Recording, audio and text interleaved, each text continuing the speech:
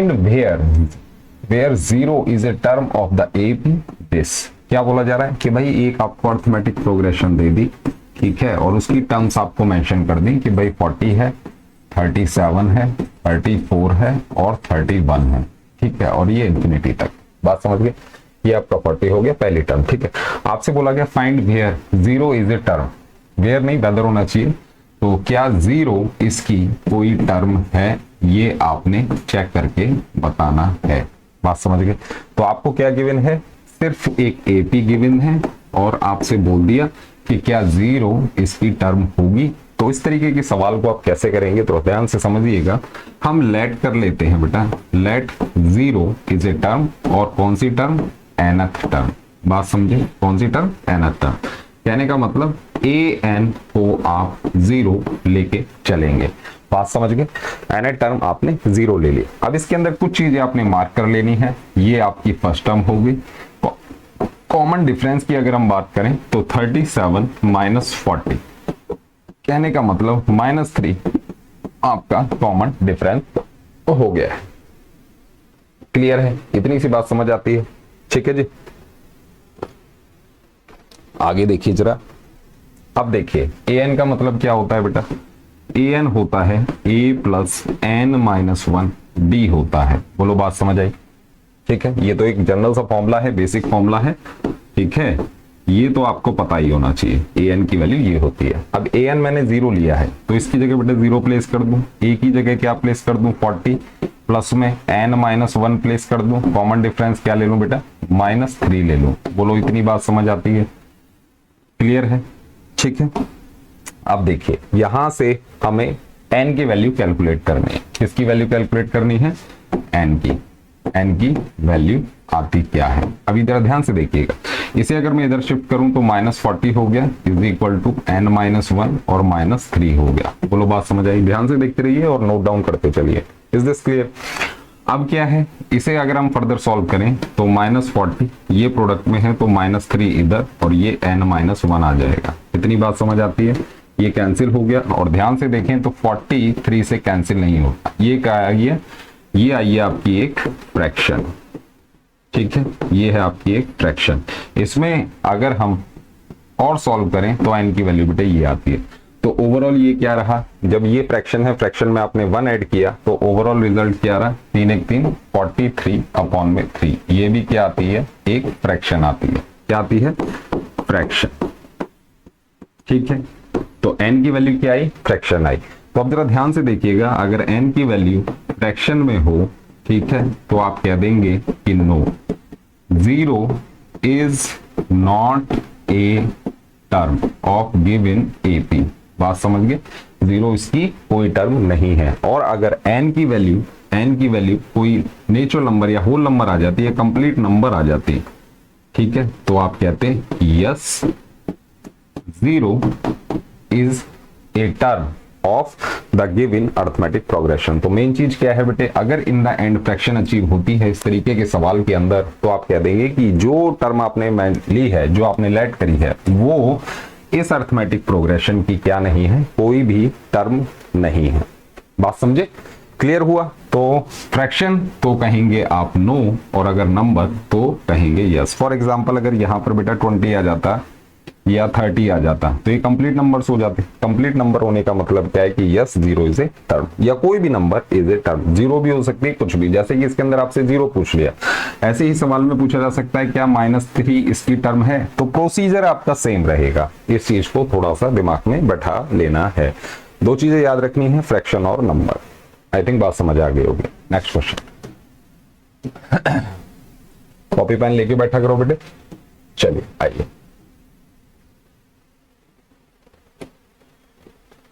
Question क्या दिया जा रहा है एक बार समझ लेते हैं। Find the middle term. आपसे बोला गया क्या कि भाई मिडिल टर्म का पता लगाना है। किसका पता लगाना है, मिडिल टर्म का, ऑफ द अर्थमेटिक प्रोग्रेशन। ये आपको एक प्रोग्रेशन दे रखी है, एपी आप नोट डाउन कर लीजिए। कुछ टर्म्स हैं इसकी, जैसे कि 213 हो गया, 205 हो गया, 197 हो गया, और ऐसे ही एंड में 37 हो गया। आपसे बोला गया इसकी मिडिल टर्म पता करिए। क्या पता करिए, मिडिल टर्म। तो अब ये सवाल थोड़ा सा ध्यान से समझेंगे, मिडिल टर्म का मतलब क्या होता है। मिडिल टर्म की भाई अगर इसके अंदर 20 टर्म है तो मिडिल टर्म क्या होगी, 30 टर्म्स हैं तो मिडिल टर्म क्या होगी। तो इस तरीके के सवाल को आप किस तरीके से चलाएंगे उसे जरा ध्यान से समझिएगा। इसके अंदर हम क्या करते हैं, जो लास्ट गिवन टर्म होती है इसको हम ले लेते हैं बेटा an। क्या ले लेते हैं, an। फर्स्ट टर्म आपको पता है क्या है, जहां से सीरीज शुरू हो रही हो वो आपकी फर्स्ट टर्म होती है। और कॉमन डिफरेंस और निकाल लीजिए, कॉमन डिफरेंस होगा 205 माइनस 213, कहने का मतलब 8 5 13, तो ये हो गया बेटे -8 कॉमन डिफरेंस। अब क्या करना है, ध्यान से समझिएगा, जो आपने nth टर्म लेके चले हैं an की वैल्यू क्या होती है, a plus n minus 1d होती है। इतनी बात समझ आती है। an आपका हो गया 37, ये हो गया आपका 37, यहां पर आप लिख दीजिए a की वैल्यू क्या है 213 है, प्लस में n माइनस 1 है और d कितना है बेटा -8 है। अब आप थोड़ा सा इसे ध्यान से समझेंगे तो यहां से मुझे इस n की वैल्यू कैलकुलेट कर लेनी है, n की वैल्यू, बात समझे, तुरंत निकालेंगे। 213 को इधर ले आओ तो 37 minus 230 is equal to n minus 1 और साथ में -8 है। बोलो इतनी सी बात समझ आती है, ठीक है। अब क्या करना है, इसका डिफरेंस ले लीजिए, 213 है और 37 है, तो 7 8 9 10 11 12 13 6 हो गया, ठीक है। 0 10 में से 3 गया 7 हो गया और 176 विद माइनस साइन, मतलब -176 आ जाता है। ये 8 यहाँ प्रोडक्ट में है तो यहाँ पर -8 ले आओ और यहाँ पर बेटा n-1 कर दो। इतनी बात समझ आ रही है। इससे कैंसिल कर दो बेटे, 8 2 16 8 2 16, कहने का मतलब 22 हमारा n-1 के बराबर है, तो n की वैल्यू हो जाती है 23। अब नोट डाउन करने वाली बात, 23 क्या है, 23 अपने आप में एक ऑड नंबर है। बात समझे, क्या है, ऑड नंबर है। तो जब आपको n की वैल्यू, इसकी वैल्यू n की वैल्यू अगर 23 मिलती है तो ऑड नंबर मिलता है, तो आप मिडिल टर्म कैसे निकालेंगे। अगर n ऑड है, n क्या है, ऑड है, तो n प्लस 1/2 इस नंबर की जो टर्म होगी, कहने का मतलब 23, इसी सवाल के अंदर हम देखें तो 23 प्लस 1/2 करें तो मतलब 12th नंबर की जो टर्म होगी वो क्या होगी, मिडिल टर्म होगी। बात समझ गए, क्या होगी, मिडिल टर्म होगी। बात समझ गए, तो कौन से नंबर की टर्म, 12th नंबर की टर्म। आपसे पूछा जाए उस टर्म की वैल्यू, है ना, उस टर्म की वैल्यू भी अगर आपसे पूछी जाए तो बहुत आसानी से आप निकाल सकते हैं। आपसे पूछा गया है a12, तो आप क्या करेंगे, a प्लस 11d कैलकुलेट कर देंगे। a की वैल्यू बेटे आपको पता है 213 है, प्लस में 11 है और कॉमन डिफरेंस बेटा इसका -8 था, इसे कैलकुलेट कर लीजिए, ठीक है। -88 आ गया, तो 213 -88, तो 8 9 10 11 12 13 5 हुआ, ठीक है। 10 में से 8 गया 2, ठीक है, और ये हुआ 125, तो वैल्यू क्या आती है बेटा 125 आती है और यही है इसका करेक्ट आंसर। बात समझ गए। तो इस तरीके के सवाल के अंदर नोट डाउन करने वाली चीज है कि भाई जब n की वैल्यू ऑड हो, बात समझ गए, जब n की वैल्यू ऑड हो तो मिडिल टर्म बेटा एक ही आएगी, मिडिल टर्म आपकी सिर्फ एक ही होगी, ठीक है। अगर इवन होगा तो उसे हम देखते हैं नेक्स्ट सवाल में, अगर इवन होता है तो क्या करना है, ठीक है। तो इस सवाल को आप नोट डाउन करिएगा और ध्यान से इसे समझिए, कोई दिक्कत है कमेंट करिए। चलो नेक्स्ट क्वेश्चन बेटा क्या कह रहा है, देख लेते हैं।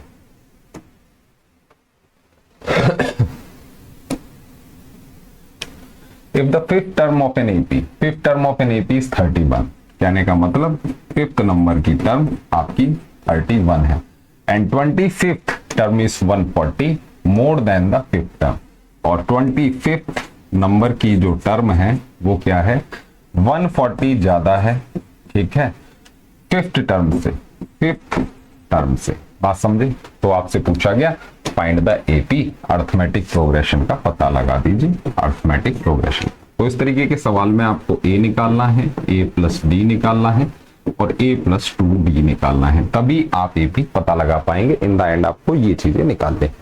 अब देखिए फिफ्थ टर्म 31, इसका मतलब क्या है, फिफ्थ टर्म का मतलब होता है a प्लस 4d और ये हो गया बेटा 31।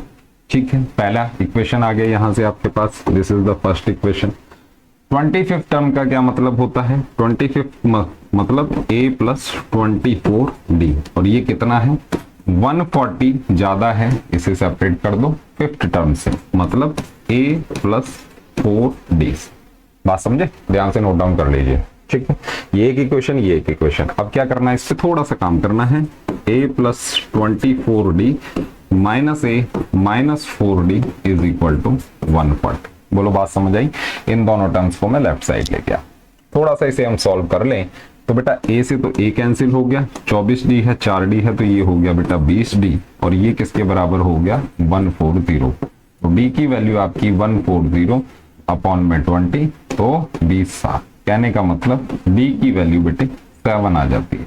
नोट डाउन कर लीजिए, d की वैल्यू क्या आ गई? 7 आ गई। इस वाली इक्वेशन में प्लेस कर दो d की वैल्यू, तो क्या होगा? इधर ही देख लीजिए, ये हो गया बेटे a प्लस 4d है और ये है बेटा 31। तो d की वैल्यू है 7, तो a plus 4 multiply 7 is equal to 31। तो a प्लस 7 चौक 28 हो गया और ये 31 हो गया। तो a की वैल्यू 3 आ गई यहाँ पे। इसको जब आप उस तरफ लेके जाएंगे, सब्ट्रैक्ट करेंगे, तो a की वैल्यू 3 है।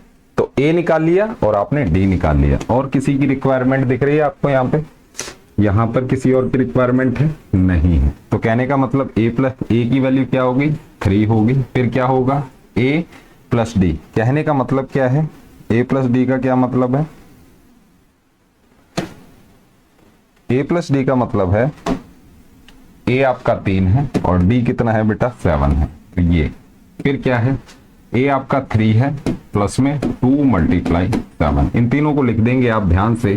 तो पहली टर्म हुई 3, फिर हुई 7 3 10 और फिर हुई 7 2 14, 15 16 17। कहने का मतलब कॉमन डिफरेंस को मेंटेन करते हुए हमारी सीरीज आ गई है क्या? अर्थमेटिक प्रोग्रेशन हमसे पूछी थी, तो उसकी पहली टर्म 3 10 और 13 ऐसे करके सीरीज बढ़ रही है। Getting my point? तो इसी तरीके से सवाल आप लेके चलेंगे, कोई दिक्कत इसमें होनी नहीं चाहिए। क्लियर है? चलिए नेक्स्ट क्वेश्चन लिया जाए। क्या कह रहा है जी अगला सवाल, देख लेते हैं एक बार।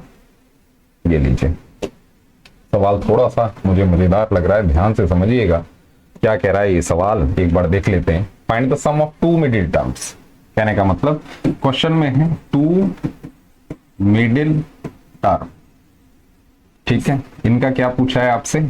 सम पूछा है, सम पूछा है। तो बिल्कुल सम की बात करेंगे। अर्थमेटिक प्रोग्रेशन एक बार नोट कर लेते हैं। क्या है? -4/3 है, -1 है, -2/3 है, फिर -1/3 है और ऐसे ही एंड में है 4/1/3। कहने का मतलब इसे आप, ये मिक्स फ्रैक्शन है, इसे आप सिंपल में कन्वर्ट कर लीजिए। 4 3 12 और 1, इसको आप कह सकते हैं 4 3 12 और 1 13/3। तो एंड वाली जो टर्म है क्या है? इसको हम हटा दें जरा। ठीक है, तो एंड वाली जो टर्म है 13/3। बात समझे? आपसे बोला 2 मिडिल टर्म का सम आपने बता देना है। तो इस तरीके के सवाल में सबसे पहले n की वैल्यू कैलकुलेट करनी है और उसके लिए जो लास्ट टर्म है इसको आप an ले लीजिए। फर्स्ट टर्म जो होती है ये आपकी a होती है। कॉमन डिफरेंस और निकाल लीजिए, वो क्या होगा? -1 -4/3 होगा। इसमें से इसे हमने माइनस कर दिया। तो कहने का मतलब -1 और प्लस में 4/3। तो कहने का मतलब 3 1, मतलब -3 मतलब 1/3। बात समझ गए? क्लियर है? 3 1 3 और प्लस का 4 है, तो 1/3 ये आपका कॉमन डिफरेंस आ गया। इसे भी मार्क कर लीजिए। अब देखिए काम की बात, नंबर ऑफ टर्म्स क्या है देख लेते हैं जरा एक बार। तो उसके लिए जैसा कि मैंने आपको बताया, इस फॉर्मूले का यूज करेंगे। an जो होता है ये होता है a प्लस n-1 d होता है। an की वैल्यू क्या है? 13/3 है और a की वैल्यू क्या है? 1/3 है, प्लस में n-1। कॉमन डिफरेंस क्या है बेटा? कॉमन डिफरेंस है आपका a की वैल्यू -4/3। यहां थोड़ी सी मिस्टेक, a की वैल्यू क्या है? 4/3। यहां पे 4/3 लगाइए और d की वैल्यू 1/3 आपने प्लेस कर दी। ध्यान से देखते चलिए, नोट डाउन करते चलिए। यहां से हम n की वैल्यू निकालेंगे, इधर शिफ्ट हो जाएगा तो 13/3 -4/3 ये आपका n-1 1/3 हो जाता है। कितनी बात समझ आती है? सॉल्व कर लीजिए। 4 9 और 4 13, तो 9/3 आपके ये आ गया n-1 और 1/3। कहने का मतलब क्या है, अब ये 3 यहां पर थोड़ा सा और सॉल्व करना है अपने, ठीक है। ये 3 इधर आएगा तो 9/3 गुणा 3 और ये n-1 हो जाएगा, कैंसिल, तो 9 = n-1, तो n की वैल्यू आपकी आ जाती है 10। अब देखिए n की वैल्यू क्या है, इवन है, बात समझे, क्या है, इवन है, 10 आई है। तो जब इवन होती है तो बेटा मिडिल टर्म जो होती है, जो मिडिल टर्म होंगी वो 2 होंगी। कौन सी होगी? एक तो n/2 होगी, कहने का मतलब 10/2, मतलब 5th नंबर की टर्म होगी, और एक होगी n/2 + 1, कहने का मतलब क्या है कि 6th टर्म होगी। ये 2 टर्म्स होंगी जब n की वैल्यू इवन आती है, ये ध्यान में बिठा दीजिएगा, ठीक। जब इवन होगा तो फॉर्मूला आपने ये लगाना है, 2 मिडिल टर्म आती है 5th और 10th। अब इनको आपने फाइंड आउट करना है। तो a5 क्या होगा? a5 होगा बेटे a + 4d। a की वैल्यू क्या है? -4/3 है, प्लस में 4 × 1/3। बात समझ गए? इसे सॉल्व करेंगे तो -4/3 प्लस में 4/3, ओवरऑल बेटे 0। बात समझ गए? तो 5th टर्म की वैल्यू क्या आ रही है? 0 आ रही है। इन द सेम वे अब 6th टर्म भी पता कर लेंगे, क्योंकि सम ऑफ 2 मिडिल टर्म्स का सम पूछा था। तो दूसरी मिडिल टर्म क्या है बेटे? 6th है। तो कहने का मतलब a6 क्या होगा? a + 5d हो जाएगा। a की वैल्यू -4/3 प्लस में 5 गुणा में 1/3। सॉल्व कर लो, -4/3 प्लस में 5/3, कहने का मतलब 1/3। तो a6 की वैल्यू 1/3 है और a5 की वैल्यू 0 है। हमसे पूछा था इन दोनों का सम। क्या पूछा था? सम पूछा था। 0 + 1/3, overall 1/3। This is your final answer. बात समझे किस तरीके से क्वेश्चन चलाना है? ध्यान रखिएगा, अगर n ऑड हो तो मैंने बता दिया, इवन हो तो आपको समझा दिया। इवन में 2 मिडिल टर्म, ऑड में 1 सिंगल टर्म होती है। सम पूछा था, आपने सम निकाला। This is your final answer, ठीक है।